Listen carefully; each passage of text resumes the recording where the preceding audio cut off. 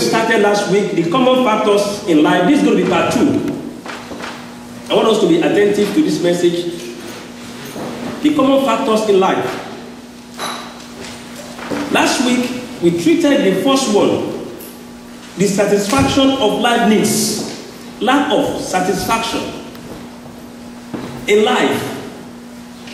That whatever you have, material things, whatever money, will not be able to satisfy the needs of man.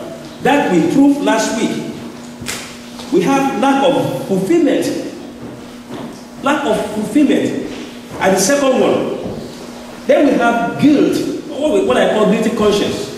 Act of guilt. Guilt of the past, guilt of the present. Then we have number 4, fear of death. And the last one, act of loneliness. So all these factors, all these common factors, they create in man vacuums. That these vacuums can only be filled. These vacuums created by these common factors in life can only be filled by our Lord Jesus Christ. You cannot fill these vacuums, this burden placed by these common factors that is common to all men.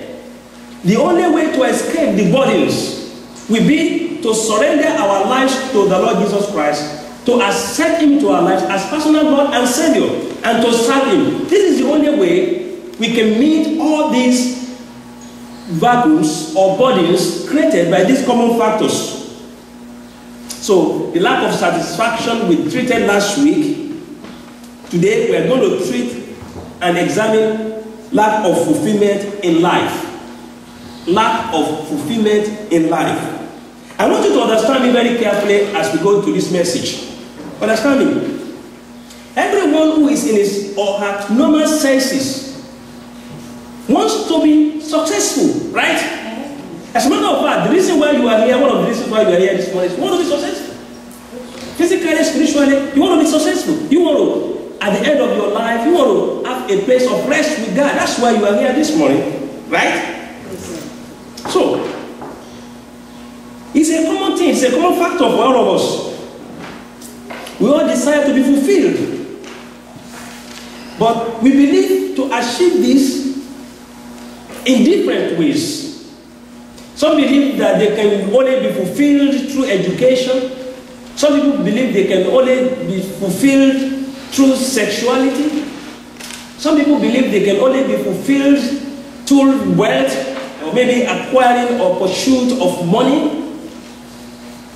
But I want to say very carefully, the only way we can be fulfilled in life is through the Lord Jesus Christ. That I'm going to prove this afternoon. Amen? Amen. I'm going to prove this afternoon as we continue in this message. I want you to open with me to 3 John chapter 1 verse 2. 3rd Epistle of John chapter 1 verse 2. It says, Beloved, I pray that you may prosper in all things and be in health, just as your soul prospers. The desire of God for us is to prosper spiritually. That is the only thing that can give us fulfillment. When you prosper spiritually, that is to say, when you take care of things that are important, the spiritual things, because all these physical things will not last. Only the eternal things will last. Look at Matthew chapter 6 verse 33. The Bible says, Matthew 6 verse 33, but seek first the kingdom of God and His righteousness, and all these things shall be added to you. God decided that we should seek first His kingdom.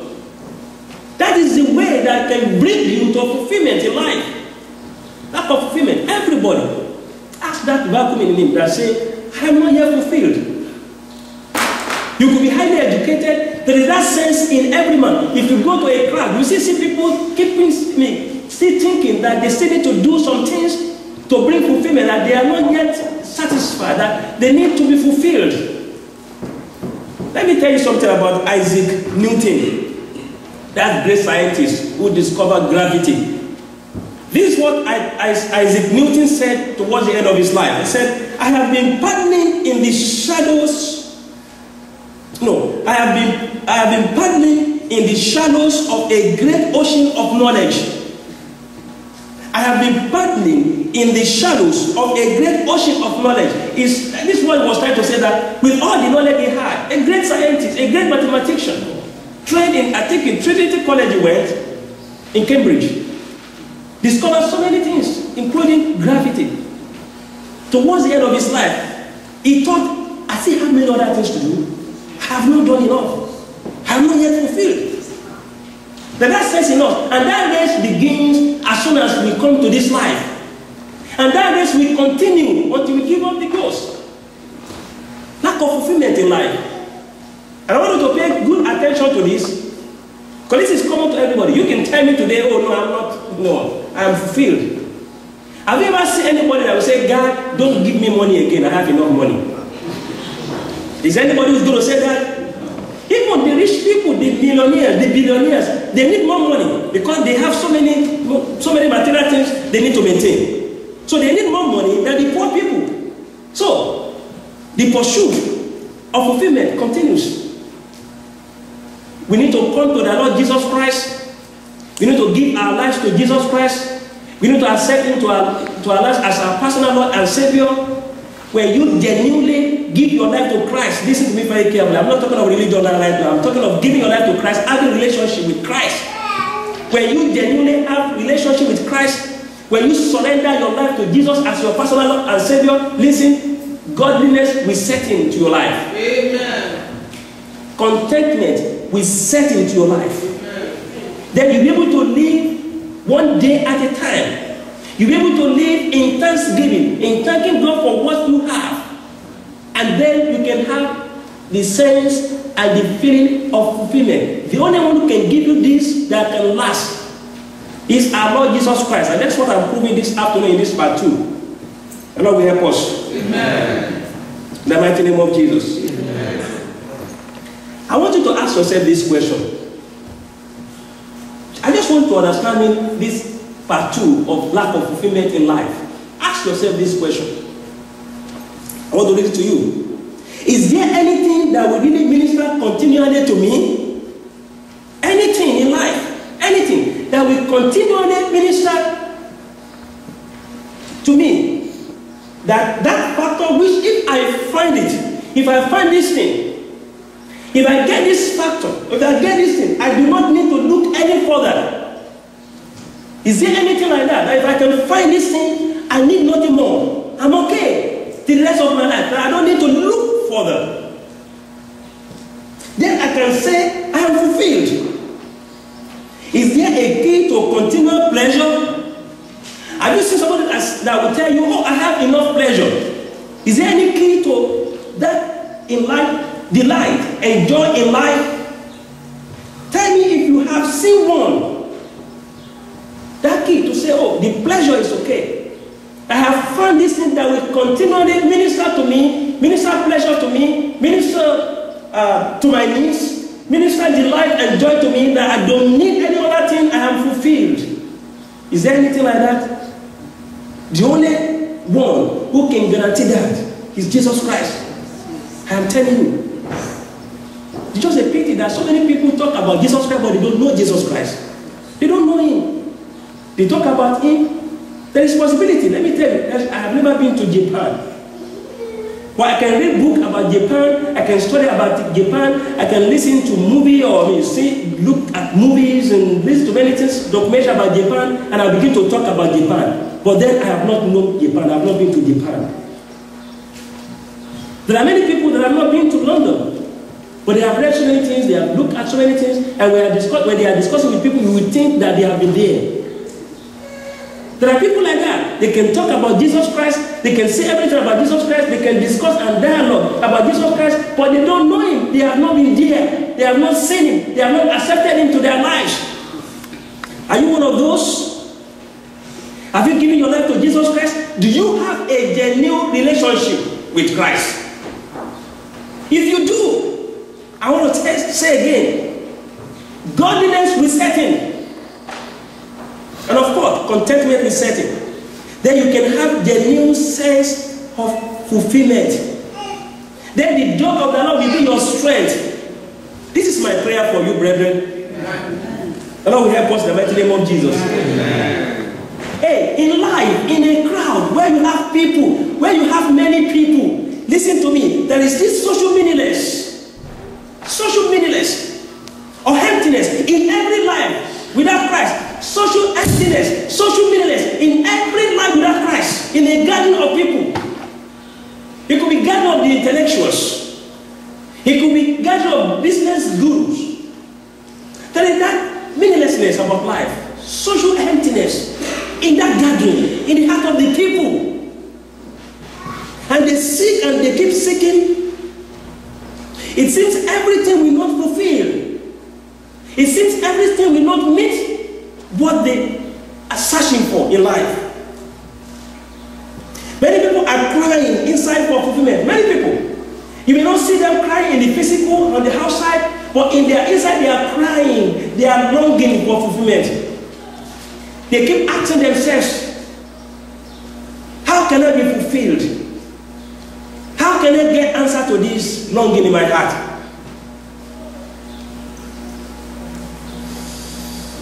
Praise the Lord. Hallelujah. See my pain, see my pain, see my trouble, see what troubles me most. I want to read to you. You will be surprised that children of men, even Christians, are creating unnecessary futility in life. Even Christians, children of men, they are creating unnecessary futility. What I mean by that is uselessness. Another word for futility is uselessness in life. It is very sad with all the knowledge and information that we have through the scriptures, through listening to the word of God that we are listening this morning, through the news media, the newspaper, reading, and the television, and all the internet, we get so much wealth of information, wealth of knowledge. With all that are happening around us, events happening around us, looking at our friends, looking at some neighbors, looking at what they face in life, the challenges, looking at people that are passing. I mean, with all these around us, do you know that most people and most believers still engage in rat race, thinking that it's not going to happen to me? Though it happened to him or her, it's not going to happen to me. I see guys many times to spend here. Then we keep running. We keep running. Because of this attitude, they feel more of the sense of lack of fulfillment. Because of this running, this pursuit, trying to look for fulfillment, they still continue to have sense of lack of fulfillment in them. And this will continue to trigger them to continue to pursue things that they think will give this fulfillment in life, but rather these things keep creating vacuums that no one else can fill except the Lord Jesus Christ. You need Jesus. We all do. Everybody in this life, we need Jesus. He's a great pain. Share the scriptures with me. Psalm 89, verse 47. I'm going to read New Living Translation, NLT version. Psalm 89, verse 47. Remember how short my life is. How empty and futile and it's useless this human existence. Human existence is futile, it's useless. The psalmist said, our existence in life, lack of fulfillment. Those of you that have seen things, those of you that are enjoying life, some of you have traveled to so many places. You may not know what I'm talking about. Do you know there are people in life that have never entered into an airplane before and they have grown up? So if you are talking about flying, crossing the Atlantic or flying to many places, they may not have the experience. They may not really understand or have the clue of that kind of experience. Some of you have stayed in one of the best hotels in the world. Some of you have cruised in so many good automobile in life. You've gotten enjoyment. You've enjoyed. But look to yourself and see again. What will that do to you? That experience. Do you want to say that is enough? You don't want to have more? No. And that's why the psalmist is saying here, remember how short my life is. All these things are so short. How empty. All these feelings, all this enjoyment are empty and futile, useless. All the human race, the heart of human race, the psalmist said, all the heart of human existence is useless. Human existence without Christ is useless.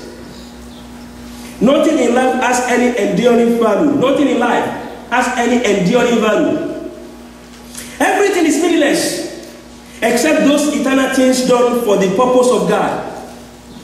1 Timothy chapter 8, 1 Timothy chapter 4, rather, 1 Timothy chapter 4, verse 8. For physical training is of some value, but godliness has value for all things. Godliness has value for all things. Holding promise for both the present life and the life to come. Godliness is the only one who can give enduring value, contentment, and that you can only have genuinely in the Lord Jesus Christ. That is why every man on earth needs Jesus. Do you get it now? Every man on earth needs Jesus. But sometimes what we need most is what we don't like. But at the end of it all, we shall have to do with Jesus Christ. Either we like it or we don't like it. At the end of it all, you will have answers. You have questions to answer on how you have treated the Lord Jesus Christ. Because in God we move. In God we live. In God we have our being. Without Him we are nothing. Do you get me right now? Yes, sir.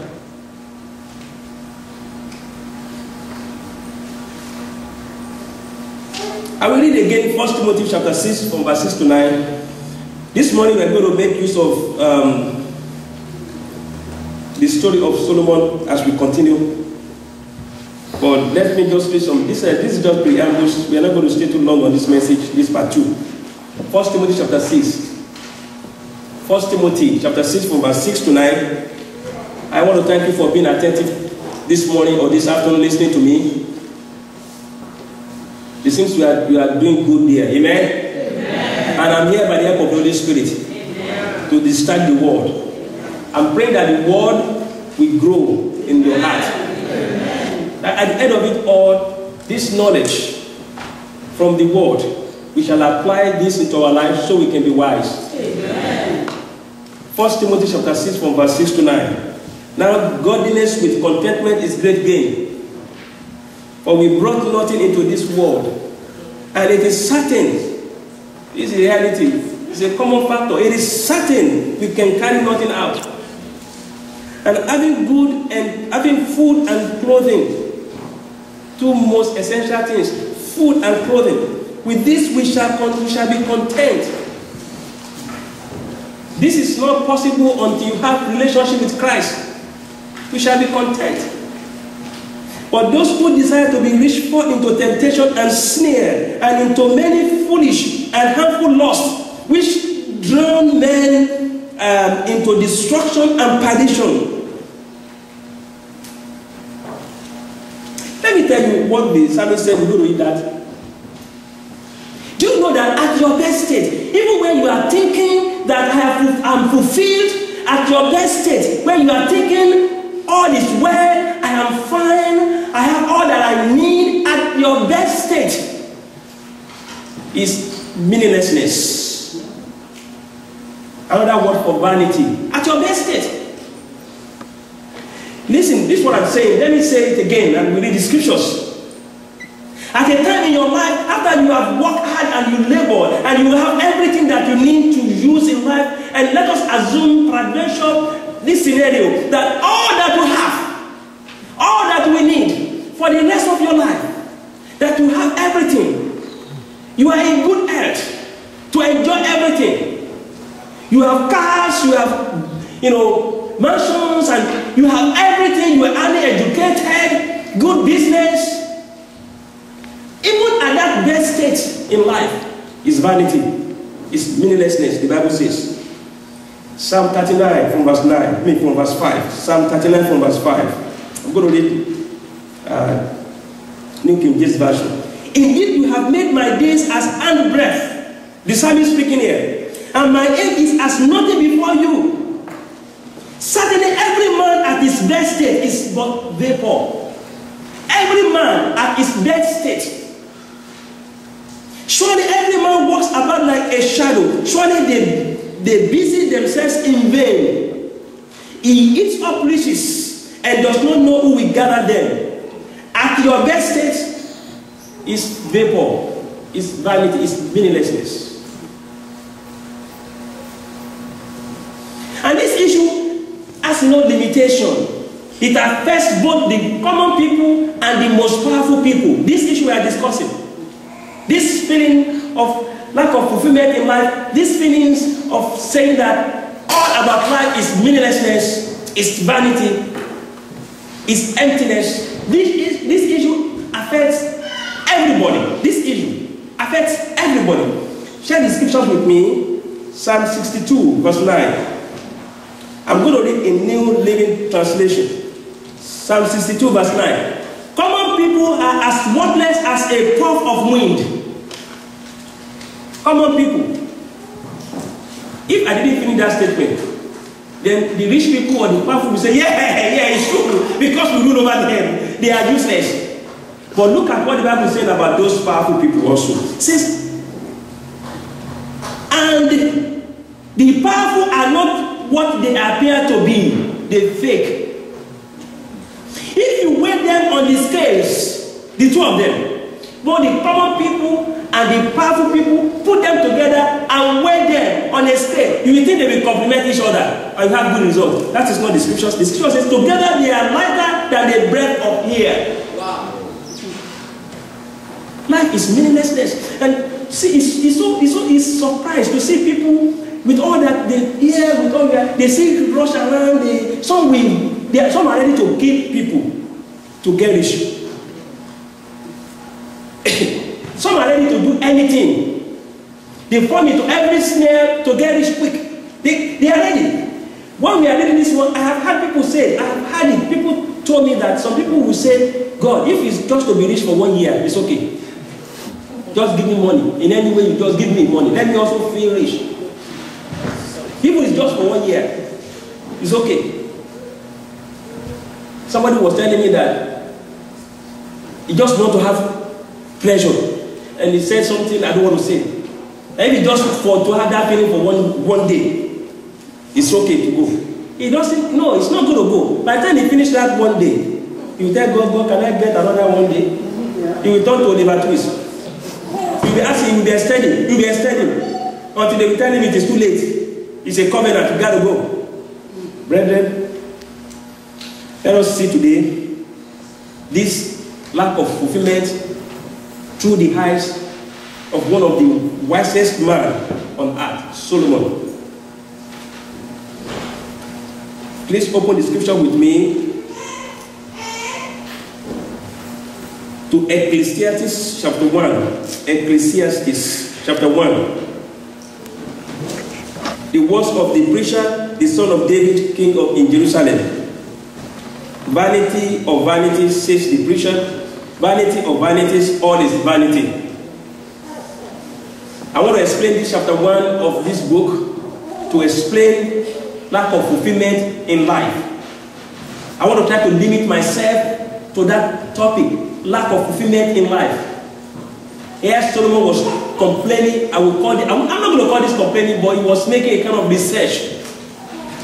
He was looking into life through all his experiences in life. And he came to this conclusion. Meaningless. All is meaningless. Meaningless of meaninglessness is all meaningless. Vanity of vanities, all is vanity, he says.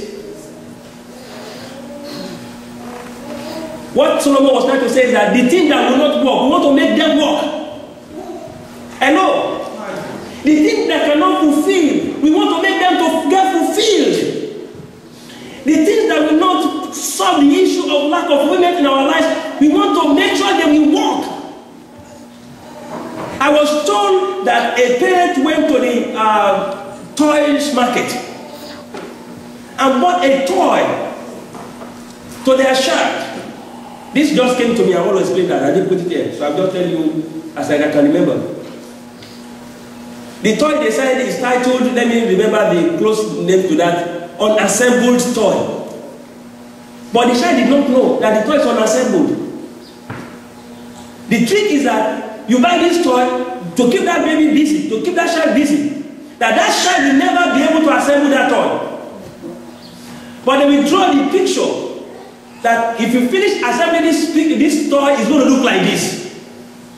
And that child child was given that toy and he was trying to assemble it. He began to work on it. He was working on it. He will work to assemble the toy. But he cannot assemble the toy. He will go back to the parent. Hey, Dad, I can't assemble this. Come and help me. But the dad knew that no one will be able to assemble the toy. That is the name of the toy, unassembled. The dad will say, go to your mom. Mom will say, go to your dad. The child will go back and continue to try to assemble, will not be able to assemble. When he's about to get it right, it will get scattered. And the reason is this: the toy is unassembled. No matter what you do, either you are the parent or you are the child, you will not be able to assemble it. This is what Solomon is trying to explain here. He was trying to explain that life is unassembled. It's vanity. That he had tried so many things. If you read this, from verse 1 to 18, he had tried so many things. And then there is still this lack of fulfillment in life. With all his experiences, with all his pleasures, with all that he had, with all his wisdom and with all his knowledge, he came to the conclusion that there is this lack of fulfillment in everything about life. It's all meaninglessness, it's emptiness, it's vanity, brethren. You get it right? Yes, sir. The only one, I want to say again, who can give you fulfillment in life is our Lord Jesus Christ. He's having relationship with Christ. Going to church is not going to give you fulfillment, brethren. No. You need to know Jesus. You need to have relationship with Jesus Christ. You need to accept Jesus to your life as your personal Lord and Savior. When you do this, then we will continue to seek first His kingdom and the righteousness attached to the kingdom, that relationship. And then all the things in life that will never bring fulfillment will be added at the end of it all. And then you just look at them as toy, something you just play with and draw. You're not going to take it so serious. You're not going to take it as do or die. That is not going to happen until you have Jesus Christ. Having Jesus, godliness will come into your life. You'll be godly. Your conscience will be calibrated, will be activated. You will know the right from wrong. Do you understand me now? There are people in the church, they are worse than people outside the church. Listen to me very carefully. Going to church,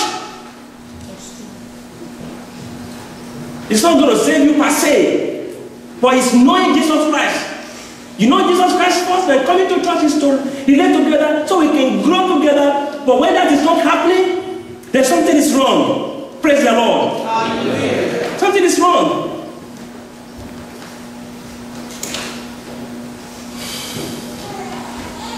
What does man gain by all the toy at which, by all the toy at which he toys under the sun?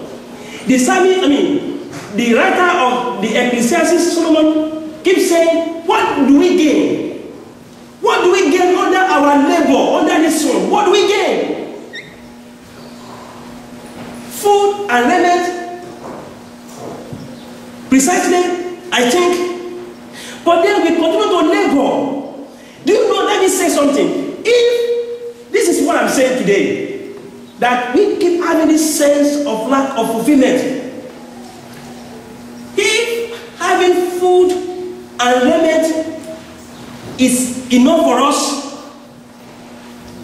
do you think all the toiling, all the laboring worth it? How much food can you eat at a time? What cost of it? How many clothing can you put on at a time? How many beds can you sleep on at a time?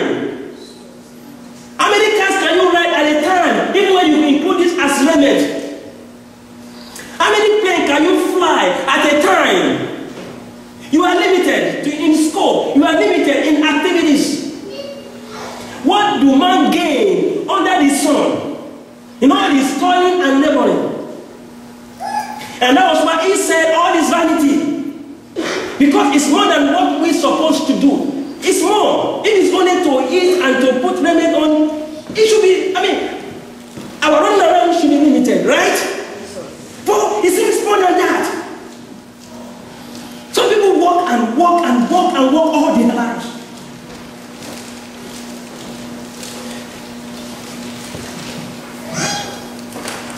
If you see from verses 4 to 7. Solomon was describing the futility which nature gives us as we live in this natural world. A generation goes and a generation comes, but the heart remains forever. The sun rises and the sun goes down, and ascends to the place where it rises. From the east, the sun will rise. In the evening, the sun will set on the west. And then he will go again to the dark part, and then we'll sleep through that dark part. And again, the sun will rise again on the east, go back and set on the west. Since we know the measure of time, this has been. This has been, and this continues. You see what Solomon was trying to say here?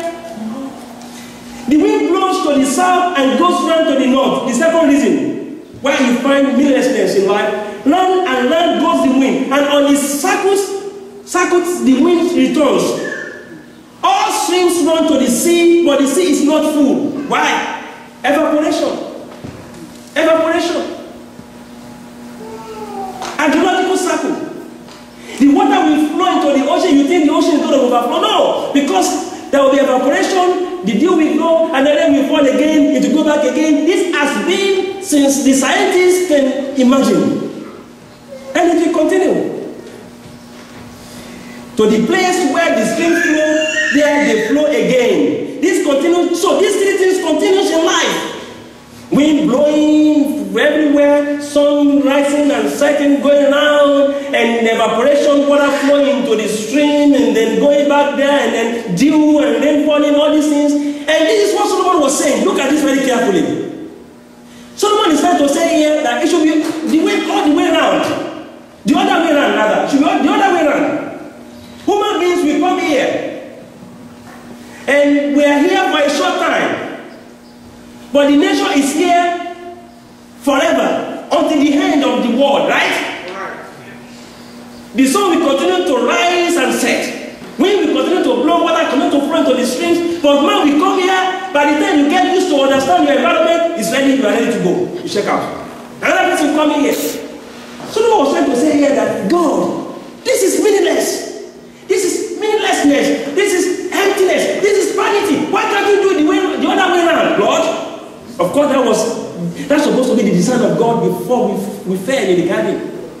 So why can't human beings stay here permanent? And then change the nation. Change the nation. Change the heart of soul. But make us stay here permanent so we can enjoy the environment. That will have been meaningful. But the soul will continue forever. Until God will say, don't continue again. The wind will be blowing forever. And of course, water will flow into the stream and flow out, evaporation will continue, and man, who's supposed to be enjoying this thing, will stay here for a while and go. What is the meaning? Is that meaningful? No. That is why we have that sense of lack of fulfillment. By the time you begin to enjoy your labor under the sun, you are old. You will not be able to enjoy it. It's really what you'll be able to enjoy at 80. What you are going to be able to enjoy at 90, at 100. Hey, brethren, it's limited. That's the reality. It's a common factor. It's just like somebody is dead, and you are saying, yeah, don't catch him. He's dead. You are going to die also. why are you making fun when somebody is dead? You're going to die also. So if I'm saying that somebody who is 80 years old cannot enjoy so much, 90 years old, look at me, I'm enjoying right now because I'm seeing what you are saying. You're going to get there if God tarries. If He gives you long life, you're going to get to 70, you're going to get to 80, you're going to get to 90, but by the time you are enjoying your labor under the sun, you are going to check out. Is that meaningful? It's meaningless. It's meaningless. Now, does it worth it for us to do all that men are doing in this world? Some are so evil. Some men are evil. Some women are evil. If we think straight on the fact that it would have been the other way around, nature to be temporary and man to be permanent, then we can struggle to deal with each other and we will deal with each other forever. But it is the other way around. The nature is permanent and man is temporal. Does it worth it God. The only one who can give us fulfillment in life is Jesus Christ. Having a relationship with Him. That is what is going to guarantee the eternity, where it's not going to be you forever. That's the only thing. And that is why things that we see, let's see the scriptures. Praise the Lord. That. Let me see. 2 Corinthians chapter 4. 2 Corinthians chapter 4. Are you with me this afternoon? Yes, sir. I'm going to summarize very soon. I'm not going to stay too long on this one, but be honest with me. As we are sitting there, you have that sense of lack of fulfillment. You see things, something should be better. Some of us will look at our face. Why do we go for facelift? Why do we go to retrofit our faces? Why do you retrofit your skins? Because you see things that I can do better. I can look better. Some will go for tummy tuck. They want to do bad day. So they can do what? They want to get fulfilled. They want to look sweet 16 on their bad day. Hello? Hi. That don't help us. Let's see 2 Corinthians chapter 4 verse 18. 2 Corinthians chapter 4 verse 18. So we fix our eyes not on what is seen, but on what is unseen. Since what is seen is temporary, but what is unseen is eternal. If man can understand that what is unseen is eternal, relationship with Christ is eternal, though you don't see the reward, it's deferred compensation. It's deferred. It's hard.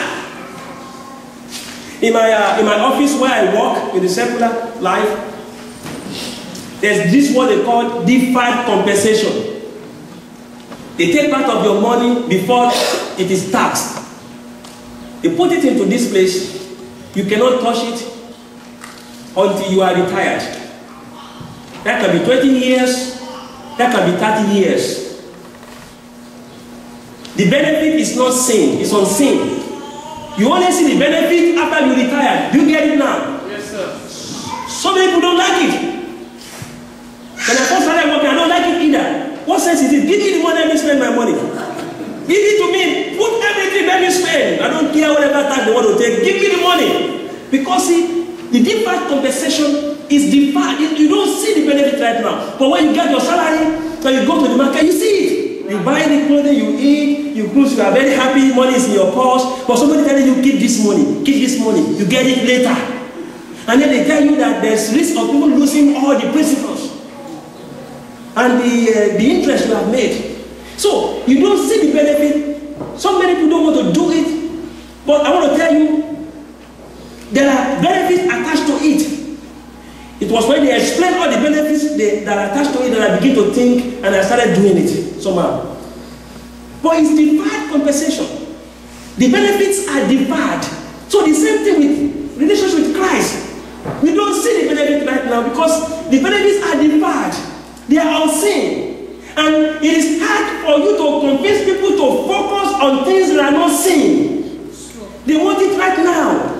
That is why so many people are being deceived by false prophets.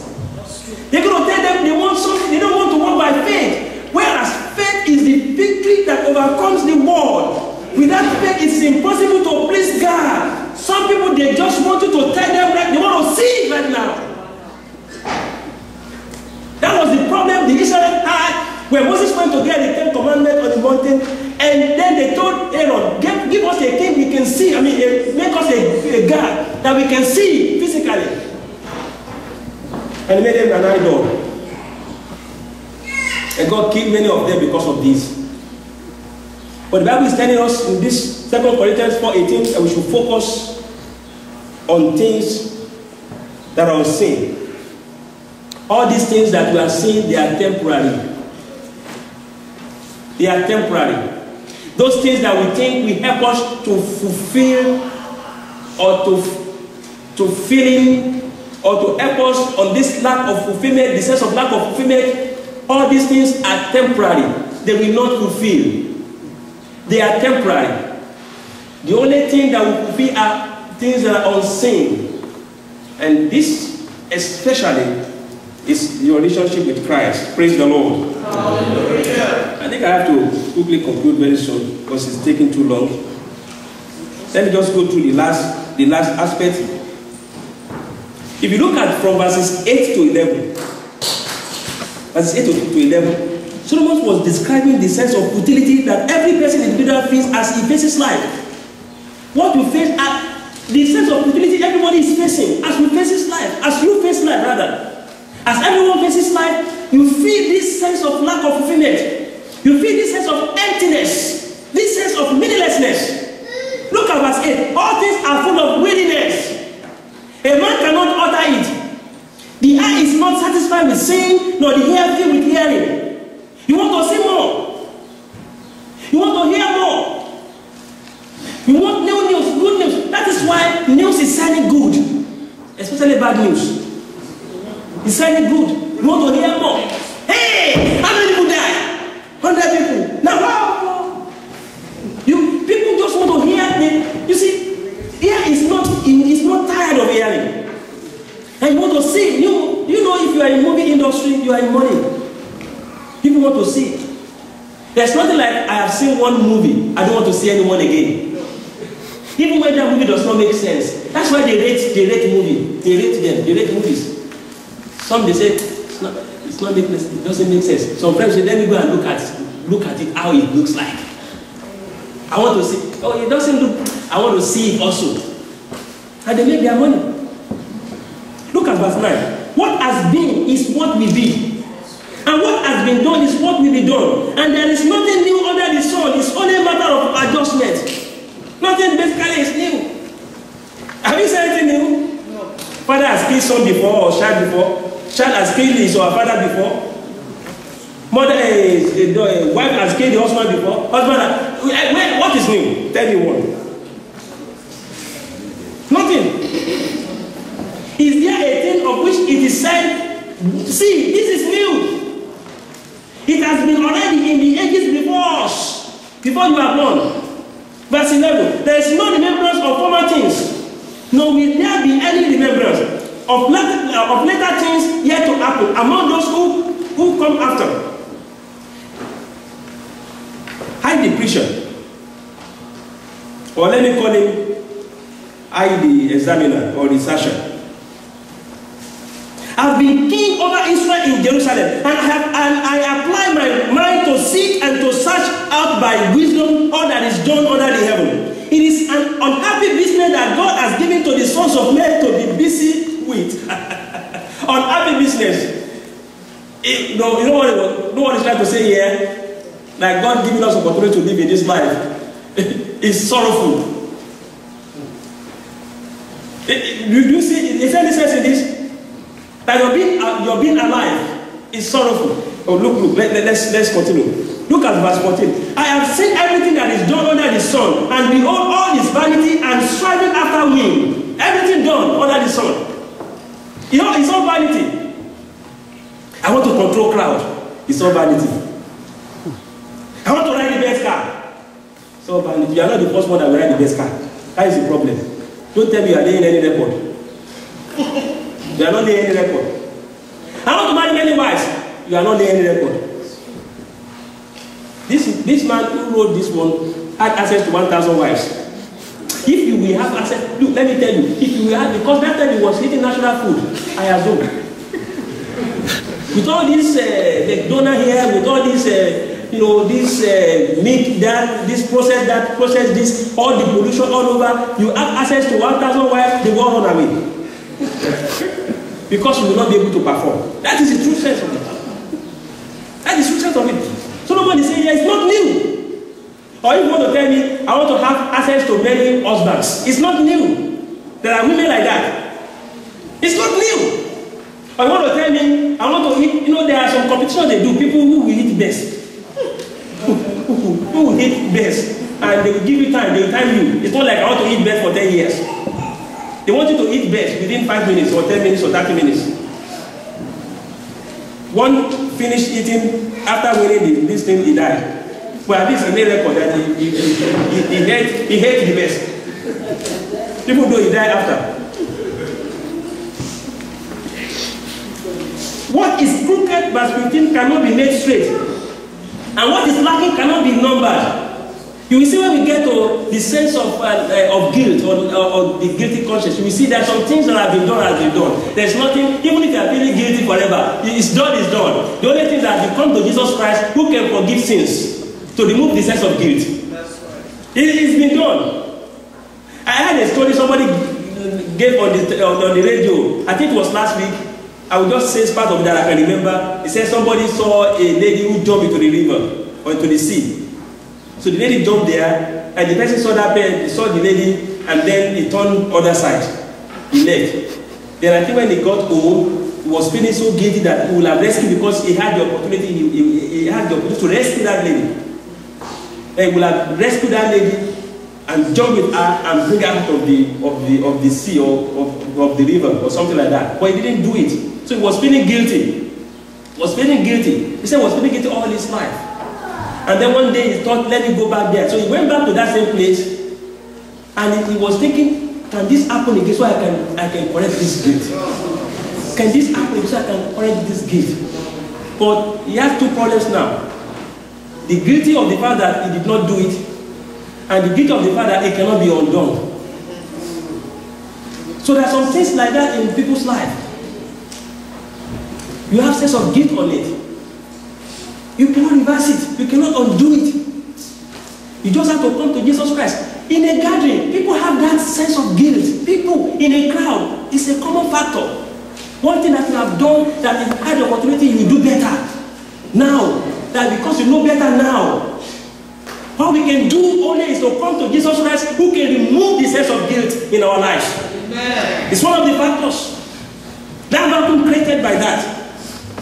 So I said to myself, I have acquired great wisdom, verse 16, surpassing all who were over Jerusalem before me, and my mind has had great experience of wisdom and knowledge. And I applied my mind to know wisdom and to know madness and folly. Even to know madness. He applied his mind. I perceive that this also is but a striving after wind. It's all vanity, it's emptiness. It's emptiness. And look at it finally. For in much wisdom is much vexation. And he who increases knowledge increases sorrow. Wow. And that was what happened that I told you about Isaac Newton. Wow. The great scientist was born in 16 something. He went to, I think, Trinity College in Cambridge. At the end of his life, look at what he said. Let me read it again to you. So I don't know how many degrees or diplomas we have now, but I'm telling you, you still want to have more. At the end, he said, I have been paddling in the shallows of a great ocean of knowledge. Shallows. Which means, with all that he had read and with all this mathematics experience, scientific something, all this discovery, gravity and all those things, it caused everything shallows of great ocean of knowledge. Was just paddling, was not even cruising, was not flying, was just struggling. Father, we bless you, worship you, God, for mercy, please. Thank you for this wonderful time. Thank you for the part 2 of the common factors in life. Lack of fulfillment. We have read in your word, someone proved it to us, nothing fulfilled except you. It's all emptiness, it's all meaninglessness, it's all vanity. It's beating the wind, chasing shadows. Help us, Father, to put our minds unto wisdom. So we can apply our mind unto knowledge. In the mighty name of Jesus. Help us, Lord, to understand you and to hold life as you want us to hold it. To seek you first. To focus on things that are unseen. To fix our eyes on things that are unseen. Because the things that we see are temporal. Father, strengthen us, O God. Amen. Let us understand that these vacuums created by these factors can only be filled by you. Amen. As many that have not known you, help them to know you as Lord and Savior. Thank you, precious Lord. In Jesus' name we have prayed.